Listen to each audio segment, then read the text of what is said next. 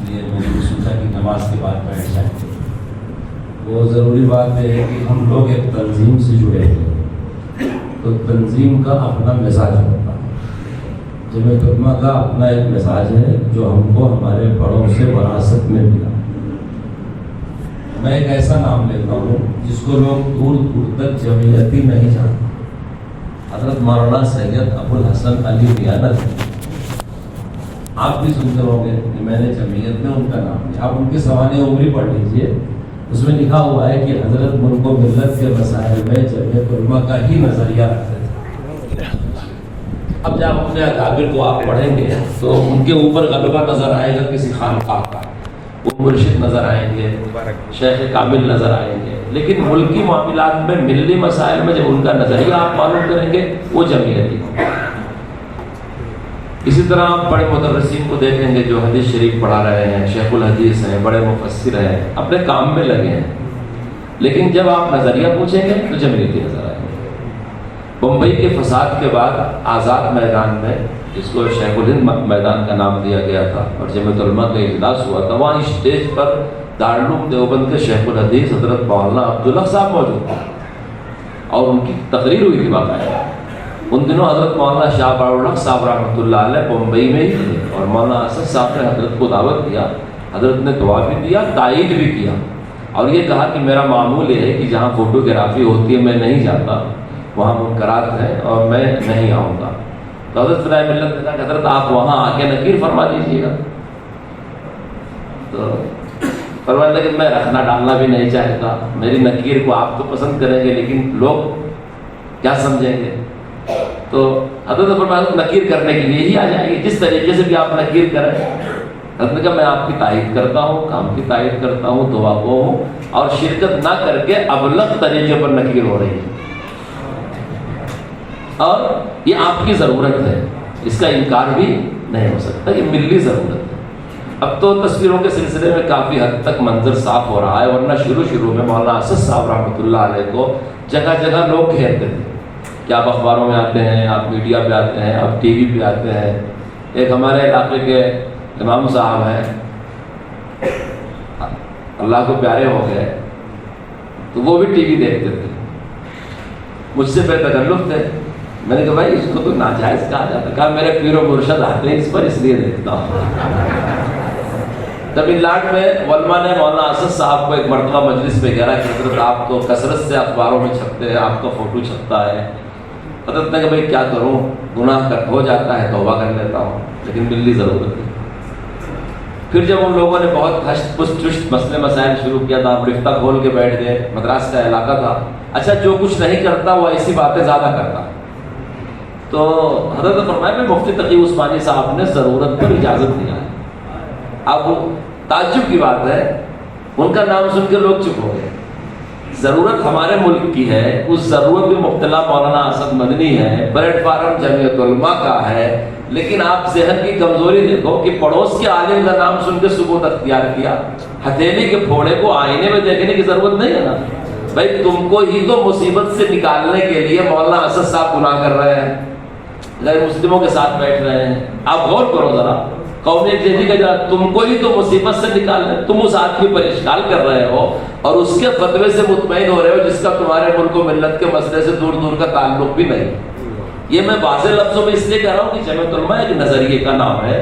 ممکن ہے بہت سارے مرشدین، بہت سارے شیوخ، بہت سارے علماء آپ کو ایسے نظر آئیں جو آپ کی تنظیم کا جز نہیں ہے، لیکن جب آپ ان کی نبض پر ہاتھ رکھو گے اور ان سے پوچھو گے تو وہ بڑے فخر سے خود کو جمعیتی ہی قرار دیں گے۔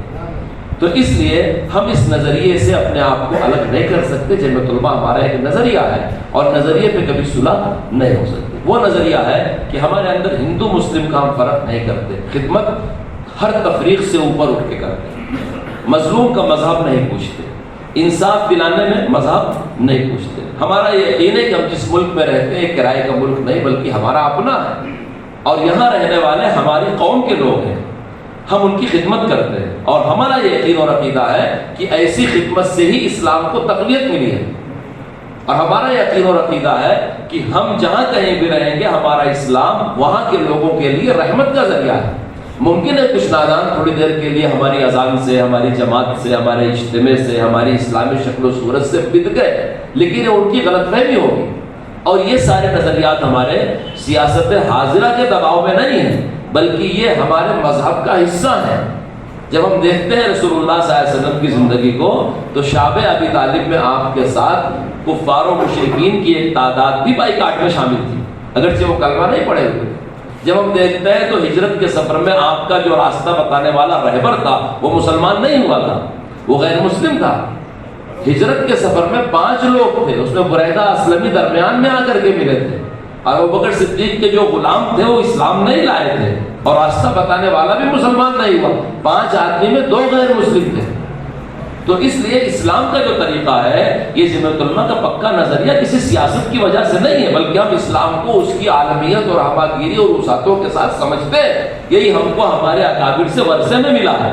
جب رسول اللہ صلی اللہ علیہ وسلم کے پاس بدر کے اسیران لائے گئے جو آپ سے لڑنے آئے تھے، جنہوں نے آپ کے صحابہ کو شہید کیا تھا اور آپ کو نکالا تھا، تیسرے سال لڑنے آ گئے، غزوہ بدر پیش آیا اور بدر کے بڑے فضائل ہیں، تو ان قیدیوں کو اللہ کے رسول نے فدیہ لے کر کے آزاد کیا. کچھ کے پاس فدیہ نہیں تھا تو آپ نے فرمایا ہمارے بچوں کو لکھنا پڑھنا سکھاؤ.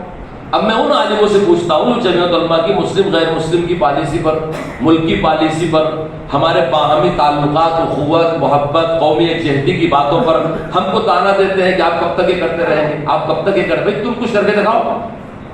ہم تو یہ کر رہے ہیں اس لیے کہ ہم کو یہ ورثہ ہمارے بزرگوں سے ملا ہے، تم کچھ کر کے دکھاؤ انقلاب لا کر کے. اور تم جب اندر ہوتے ہو تو ہمیں چھڑانے کے لیے کھڑے ہوتے ہیں.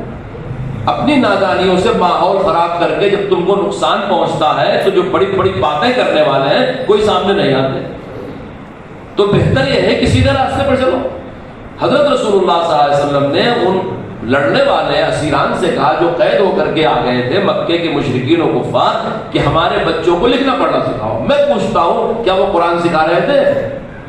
کیا وہ حدیث سکھا رہے تھے؟ کیا وہ سنت نبوی سکھا رہے تھے؟ وہ تو وہ علوم سکھا رہے تھے جو اس زمانے کے مروج تھے، جو تجارت کے لیے ضروری تھے، جو سفر کے لیے ضروری تھے، جو موسم کو پہچاننے کے لیے ضروری تھے، جو سمندری اسفار کے لیے ضروری تھے، جو لکھنے پڑھنے کے لیے ضروری تھے، جو قبیلوں کے بارے میں جانکاری رکھنے کے لیے وہ سکھا رہے تھے ان کو. تو جمعیت علماء کی جو تنظیم ہے وہ کسی وقتی رد عمل کا نتیجہ نہیں ہے، اور جمعیت علماء کی جو فکریں ہیں وہ کسی سیاسی دباؤ میں نہیں ہے، بلکہ جمعیت علماء مستقل ایک اسلامی فکر کی حامل مستند جماعت ہے.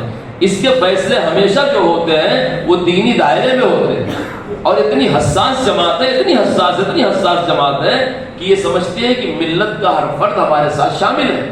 یہ فقہی پلیٹ فارم بھی نہیں ہے، باوجود ہے کہ جمعیت علماء میں اپنے وقت کے بڑے بڑے علماء ہمیشہ موجود رہے ہیں. حضرت شیخ الہند رحمۃ اللہ علیہ کی عظمت کا کون انکار کر سکتا ہے؟ ترجمہ قرآن آپ کا لکھا ہوا ہے، علامہ کشمیری آپ کے شاگرد ہیں، حضرت تھانوی آپ کے شاگرد ہیں، ظفر احمد عثمانی آپ کے شاگرد ہیں، مولانا مدنی آپ کے شاگرد ہیں. ایک ایک آدمی پوری دنیا پہ بھاری ہے کہ نہیں؟ مفتی کفایت اللہ صاحب رحمۃ اللہ علیہ مفتی اعظم. آپ غور کرو، خود مولانا حسین مدنی رحمۃ اللہ علیہ شیخ العرب والعجم، لیکن کبھی جمعیت علماء نے خود فتویٰ نہیں چھاپا.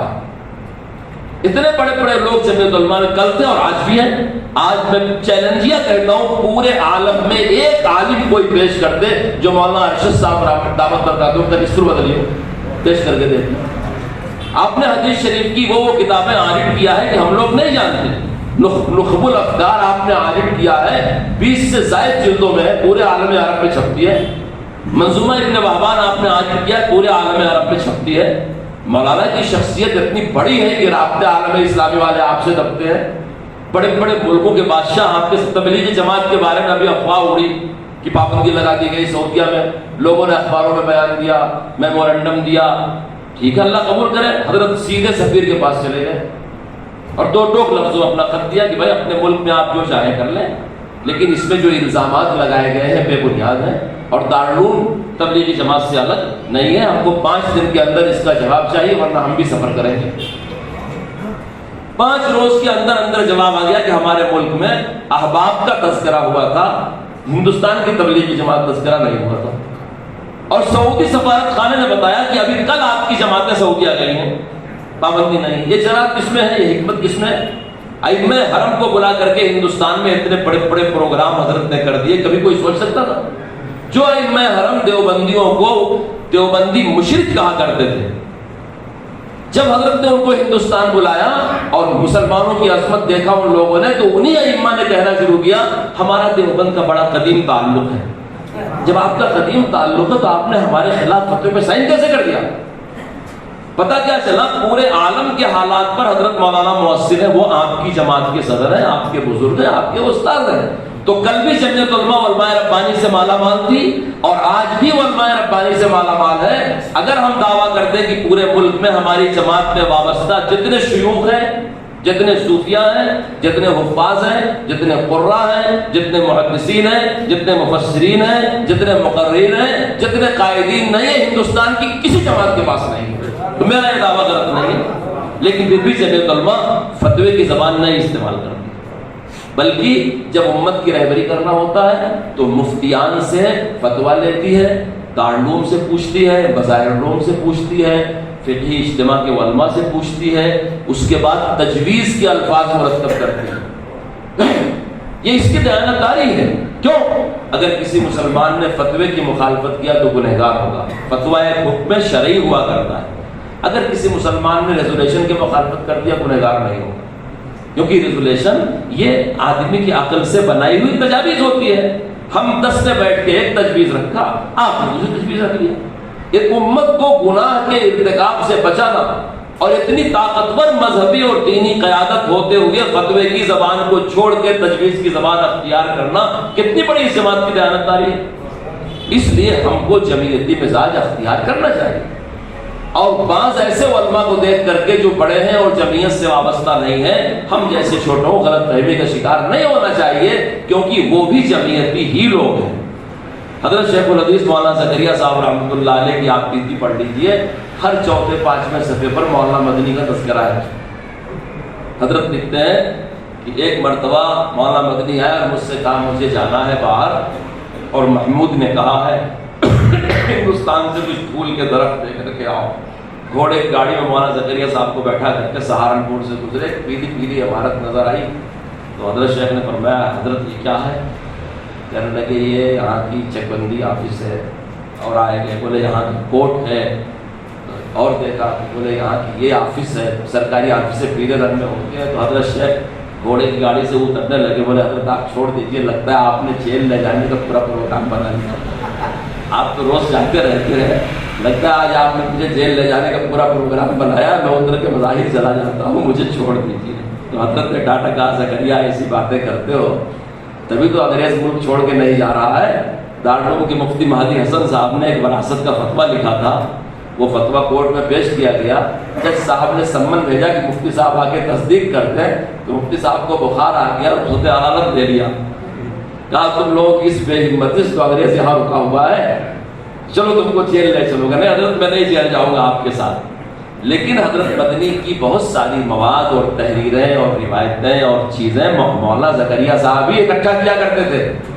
آپ بیتی پڑھو، حضرت مولانا زکریا صاحب فرماتے ہیں میرے بچوں کا نکاح تھا، یعنی مولانا یوسف صاحب کا اور مولانا انعام صاحب کا، دونوں بچیوں سے، اور سہارنپور کی جس مسجد میں ہو رہا تھا۔ حضرت شیخ الحدیث لکھتے ہیں کہ جب تک WW ہنٹر کا تذکرہ نہ آ جائے مولانا کا بیان ختم نہیں ہوتا تھا۔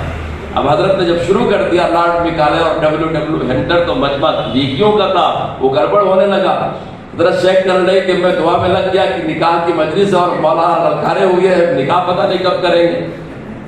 تو میں نے یہ نام اس لیے لیا کہ آپ بظاہر دیکھ رہے ہیں کہ شیخ الحدیث ہے، لیکن ایک بال کے برابر بھی جمعیتی نظریات سے الگ نہیں۔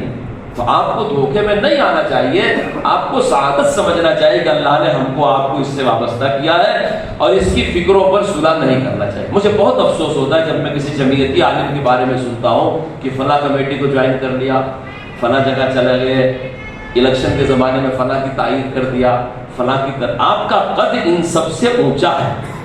یہ تنظیمیں ایک ڈسٹرکٹ کی ہو سکتی ہیں، ایک ریاست کی ہو سکتی ہیں، چند لوگوں کی ہو سکتی ہیں۔ آپ اندازہ لگاؤ آپ کی تنظیم میں 1.5 کروڑ ممبران ہیں اس ملک، اگر خواتین کو گن لیں تو 3 کروڑ، یہ تو مردوں کی گنتی بتا رہا ہوں میں۔ تو آپ سے بڑی جماعت اس ملک میں کوئی بھی نہیں ہے، اور آپ سے بڑی قیادت بھی کوئی بھی نہیں ہے۔ اپنی آنکھوں سے آپ مولانا ارشد صاحب کو دیکھ رہے ہو، سپریم کورٹ کے سینکڑوں مقدمات، ہائی کورٹ کے سینکڑوں مقدمات، ڈسٹرکٹ کورٹ کے سینکڑوں مقدمات حضرت لڑ رہے ہیں، ہزاروں مظلوموں کے گھروں کو ماہانہ پیسے پہنچا رہے ہیں. کسی ایک عالم کے نام ایک وارنٹ آ جاتا ہے، شمال سے جنوب، جنوب سے شمال ہلچل ہو جاتی ہے، سب حضرت کو وارنٹ آ گیا. یہاں جمیعت علماء کے آفس میں اتنی فائلیں رکھی ہیں، سپریم کورٹ ہائی کورٹ کے وکلا آ کر کے بیٹھتے، کروڑوں روپیہ خرچہ ہو رہا ہے. اب بھی بمبئی جا کر کے دیکھیں، ہماری آفس میں گلزار آزمی جو ہمارے لیگل سیل کے ذمہ دار ہیں، ان کے پیچھے لکھا ہوا ہے ہم نے کسی بے گناہ کو پھانسی کے پھندے پہ نہیں چڑھنے دیا. یہ آپ کا کتنا بڑا چیلنج ہے. تو ہے تماشا گاہ عالم روئے تو کچھ آپ ہے تماشا میں روی. آپ خوش ہیں، آپ کو صاحب فلاں کمیٹی کا سربراہ بنا دیا گیا، آپ کو فلاں کمیٹی کا رکن بنا دیا گیا، دھن دھن جمیعت علماء کو چھوڑ کر کے یہاں وہاں گھس جاتے ہیں جس کا کوئی فیوچر نہیں، کوئی مستقبل نہیں، کوئی بیس نہیں، کوئی حقیقت نہیں، کوئی دستور نہیں، کوئی قانون نہیں، کوئی ضابطہ نہیں. تمام چیزوں کے بیچ میں برساتی پودے کی طرح ہوتی ہے کوئی کمیٹی، آپ اس کے ممبر بن گئے، صدر بن گئے. آپ کا لب و لہجہ مضبوط ہونا چاہیے. آپ جب زبان کھولیں تو اپنے اکابر کو پڑھ کر کے کھولیں. آپ ہمت اور عزیمت کے پہاڑ ہونے چاہیے، کیونکہ آپ مولانا مدنی کی جماعت میں ہیں، ابوالکلام آزاد کی جماعت میں ہیں، حفظ الرحمان سیوہاروی کی جماعت میں ہیں. جب ان لوگوں نے یہ کہا تھا کہ ملک نہ بٹے اور ان کو گرفتاری دینی پڑی تھی، تو جس دن نہرو جی گرفتار ہوئے تھے، غیر مسلموں نے جلوس نکالا تھا، راستے میں پھول بچھایا تھا، ان کے گلے میں پھول کا ہار ڈالا تھا، جے جے کار لگا کر کے احمد نگر کی جیل کے دروازے تک بھیجا تھا. اور جب ابوالکلام آزاد کا نمبر آیا تھا جو جمیعت علماء کے آدمی تھے، تو مسلمانوں نے شراب کی پاٹیں پھینکی، جوتے پھینکے، جوتے کا ہار پیش کیا تھا. مسلمان نہیں تھے مجمع میں، غیر مسلم تھے.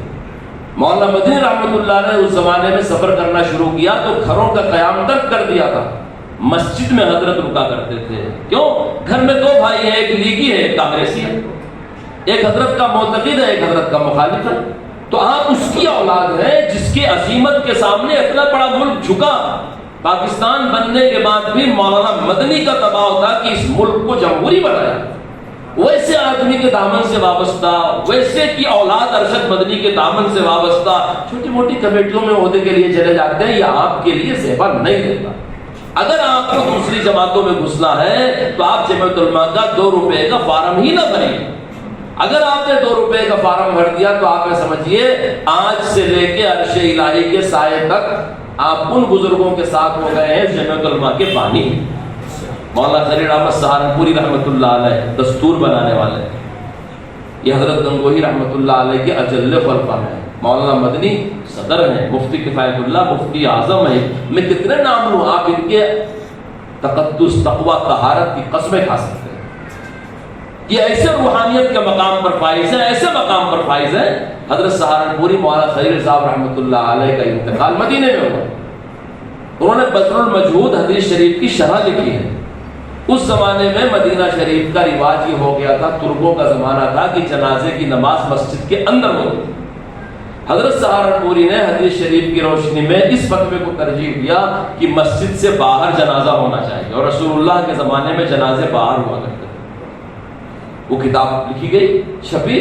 جب حضرت کا انتقال ہونے والا تھا تو وصیت کیا کہ میں نے اس حدیث کو ترجیح دیا ہے، اس فتوے کو کہ مسجد میں نماز نہیں ہونی چاہیے، میرا جنازہ بھی باہر پڑا. جیسے آج آپ دیکھتے ہیں یہ غیر مقلدین، یہ وہابی آپ کی جڑیں کھودتے رہتے ہیں جھوٹ بول بول کر کے. اس وقت بدعتیوں کا یہ حال تھا، وہ جھوٹی موٹی باتیں پیش کر کے ترک علماء سے کفر کے فتوے لیتے رہتے. مدینہ کا جو گورنر تھا اس کا کان بھر دیا لوگوں نے، کہا یہ ہندوستانی خلیل احمد سہارنپوری ہے تو آپ کی حکومت کا مخالف ہے، آپ کا فتویٰ نہیں مانتا، سب کی جنازہ مسجد کے اندر ہوتی ہے، اس کی باہر ہوئی ہے. اور عنقریب یہ تھا کہ وہ گورنر کوئی کارروائی کرتا. اس نے خواب دیکھا، کتابوں میں خواب لکھا ہوا تھا. جب اس کا دل خراب ہوا، سوچا کہ بھائی ہندوستانیوں پر کارروائی کرنا چاہیے کیونکہ واقعی میرے مشن کے خلاف چل رہا ہے. تو اس کو خواب میں زیارت ہوئی رسول اللہ صلی اللہ علیہ وسلم کی کہ آپ روضہ پاک سے نکل کر کے باہر تشریف لے جا رہے ہیں. اس نے پہچان لیا، لپک کر کے مصافحہ کیا. فرمایا رسول پاک کہاں کا ارادہ ہے؟ فرمایا خلیل احمد ہندی کے جنازے میں شرکت کے لیے.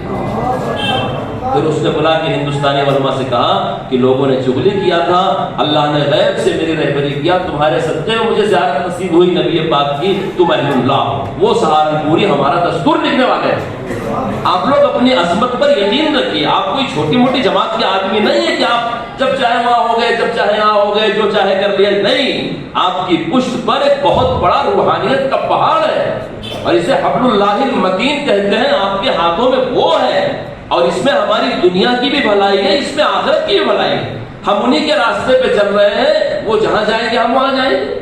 یہ ہم مانتے ہیں ہمارے اندر اخلاص کی کمی ہے, عمل کی کمی ہے, ہم گنہگار ہیں, غلط ہے, لیکن ہمارے باپ دادے تو مخلص تھے, وہ تو مقبول تھے. جو ان کے پیچھے چلے گا وہی پہنچے گا جہاں وہ پہنچیں گے. اس لیے اس مرتبہ کرناٹک میں شکایتیں جو سننے میں آئی ہیں, میں بڑے ادب سے درخواست کرتا ہوں, امید کرتا ہوں آئندہ ہماری جماعت کا کوئی آدمی ادھر ادھر کسی تنظیم کے ساتھ نہ جائے.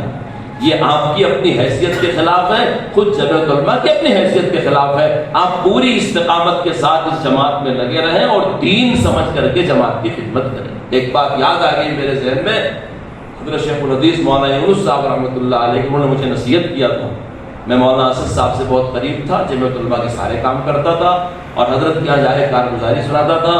حضرت مولانا یونس صاحب نے ایک دن فرمایا کہ دیکھ, جمعیت کا کام جماعت سمجھ کے نہ کیا کرے, دین سمجھ کے کیا کرے. جی, یہ میرے شیخ کا ملفوظ ہے, میرے لیے نصیحت کیا. جمعیت علماء کا کام جماعت سمجھ کے نہیں, دین سمجھ کر کے. کس وقت کن حالات میں کیا کرنا ہے, جمعیت علماء وہ ہدایت دیتی. کب چپ رہنا ہے, کب بولنا ہے, کب چلنا ہے, کب رکنا ہے. یہ تھوڑی ہے کہ آپ جب چاہے جھنڈا لے کے روڈ پہ نکل جائیں, جب چاہے پردرشن کر دیں, جب چاہے اخباری بیان بازی کر دیں.